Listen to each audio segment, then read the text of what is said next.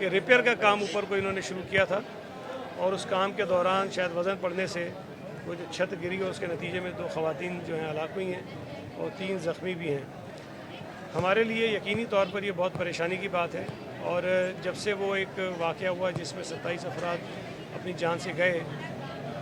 اس کے بعد مستقل چیف منسٹر صاحب بھی،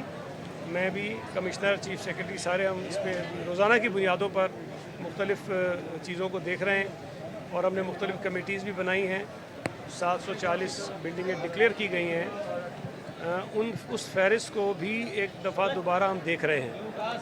کیونکہ بعض جگہوں سے یہ شکایات تھیں کہ شاید اس میں کچھ عمارتیں ایسی ہیں جو ریپیئر کے بعد رہائش کے قابل ہو سکتی ہیں، لیکن شاید بددیانتی کی بنیاد پر یا کسی کے اشارے پر ان کو اس فہرست میں شامل کیا گیا ہے۔ تو ہم اس بات کو یقینی بنانا چاہتے تھے کہ اس میں کوئی بددیانتی شامل نہ ہو، اور جو بھی کام ہو ٹرانسپیرنٹ ہو، اور کسی کو یہ نہ لگے کہ جو بلڈنگیں خالی کرائی جا رہی ہیں، گرائی جا رہی ہیں، اس میں لوگوں کی جان بچانے کے علاوہ کوئی اور مقصد جو ہے کسی کا ہو سکتا ہے۔